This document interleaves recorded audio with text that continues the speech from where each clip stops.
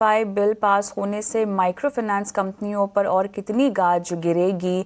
Micro finance industry network के MD CEO doctor आलोक मिश्रा हमारे साथ जुड़ गए हैं लाइव इस वक्त। आलोक जी नमस्कार, स्वागत है आपका हमारी इस पेशकश में। और देखिए, अब जो ये बिल पास हुआ है, आपका जो पहला कमेंट इस बिल पर, आप क्या सोचते हैं?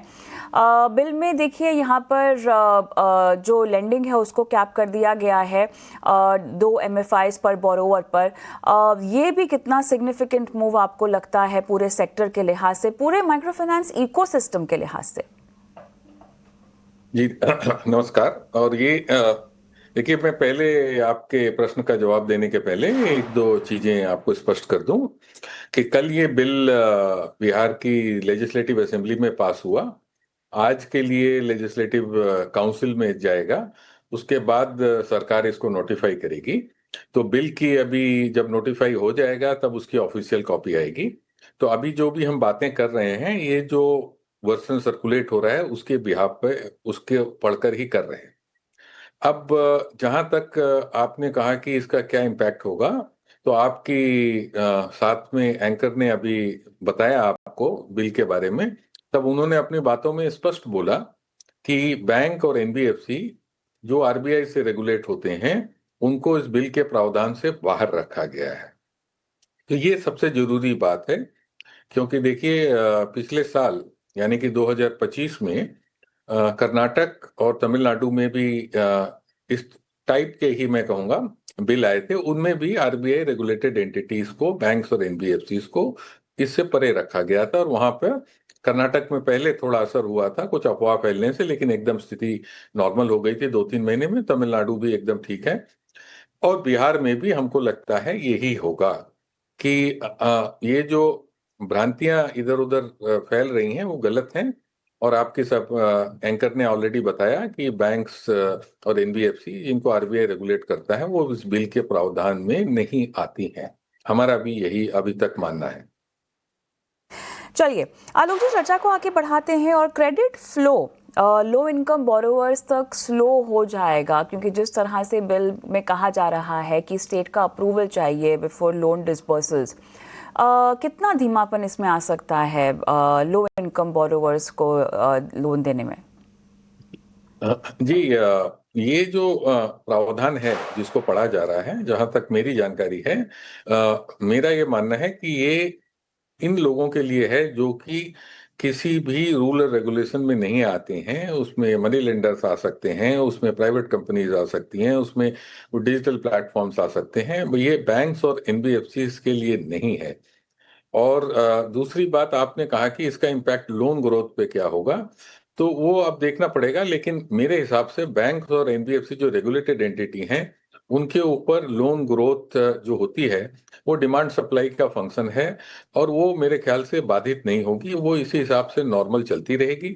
और जो इसमें प्रावधान है जिस पे कई लोग बात कर रहे हैं, उन प्रावधानों की चर्चा और उनका अलग स्वरूप है, लेकिन काफी कुछ सिमिलर और कई जगह पे इससे भी ज्यादा स्ट्रिक्टर रेगुलेशन आरबीआई के ऑलरेडी हैं। आरबीआई के रेगुलेशंस माइक्रो फाइनेंस पे, उसके ऊपर एमफिन एक एसआरओ है, एमफिन का कोड ऑफ कंडक्ट है।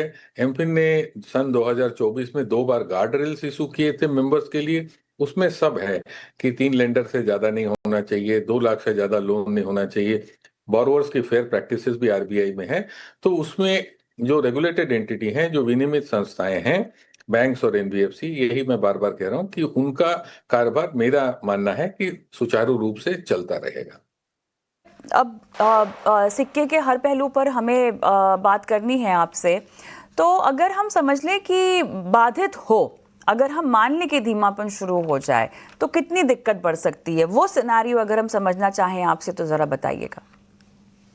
अब देखिए, ऐसी आपका प्रश्न जो है कि अगर हो जाए तो अगर कुछ होगा, किन कारणों से होगा, हमको कारण देखने पड़ेंगे, कारणों की विवेचना करनी पड़ेगी, उसी प्रकार समाधान होगा।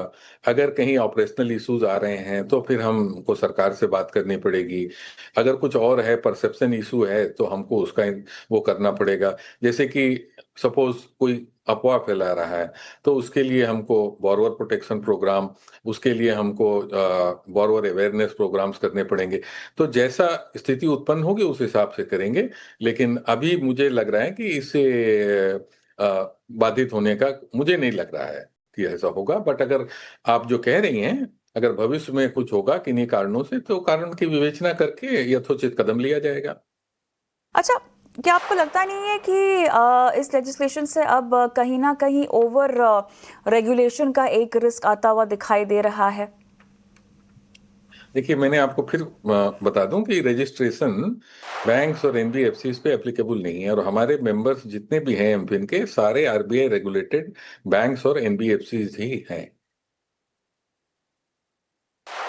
एक चीज़ यहाँ पर जो प्रोविज़न है जेल टर्म्स का, रिकवरी के लिए अगर कोई बहुत ज़्यादा कोर्स करता है इसके लिए, कैसा आप इसको मटेरियल चेंज देखते हैं रिकवरी प्रैक्टिसेस में?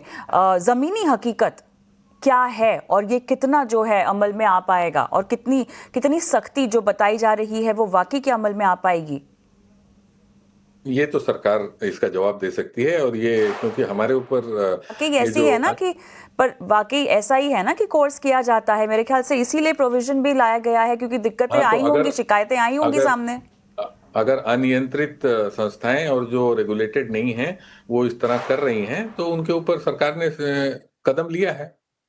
हम उसमें कुछ नहीं कर सकते हैं, और अच्छा है अगर उनके ऊपर कदम लिया है, उससे रेगुलेटेड एंटिटीज को सपोर्ट मिलेगा। देखिए, कहीं ना कहीं यहाँ पर एक लेवल प्लेइंग फील्ड बनाने की भी कोशिश की जा रही है। जैसा कि आप बार बार दोहरा भी रहे हैं, बैंक और एनबीएफसी रिपोर्टेडली एग्जेम्प्ट है इसमें से, लेकिन किस तरह से हमें प्लेइंग फील्ड बिटवीन रेगुलेटेड एमएफएसआई और दूसरे लेंडर्स के बीच बनती हुई दिखाई दे रही है? क्या आपको लगता है कि एक प्रॉपर डिफ्रेंशिएशन जो करने की कोशिश की जा रही है वो हो जाएगी, और कहीं ना कहीं अब जैसे कि एक चीज़ खराब होती है तो बाद में सभी पर वो खराबी का जो है इल्ज़ाम आ जाता है, उससे पूरी तरह से अब जो है अलग अलग बांट दिया जाएगा या देखा जा सकेगा, ऐसा होगा?